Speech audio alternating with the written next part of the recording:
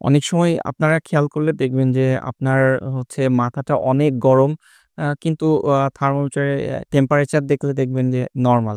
আসলে এই যে মাথা গরমের যে অনুভূতি এটা আসলে কেন হয়? আসলে আ আপনার এই যে মাথার যে গরম অনুভূতিটা এটা আসলে খুবই একটা সিম্পল প্রবলেম এর জন্য হয়। সেটা হচ্ছে আমাদের অ্যাংজাইটি। অ্যাংজাইটির কারণে কিন্তু আ আপনার হচ্ছে যে আমাদের যে অটোনমিক নার্ভাস সিস্টেম এটা কাজ করে এবং আমাদের মাথায় রক্ত সঞ্চালন বাড়ে এবং দেখা যাচ্ছে যে মাথাতে একটু গরম ভাব অনুভব হয়।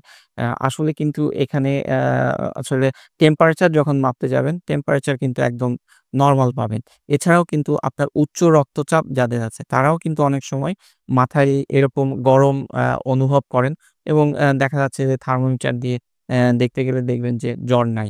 তাহলে আপনার মাথা গরম অনুভব হওয়া মানেই আপনার আসলে জ্বর নাই। এটার কারণ হিসেবে দেখা গেছে যে anxiety, তারপর উচ্চ রক্তচাপ এগুলোই জড়িত।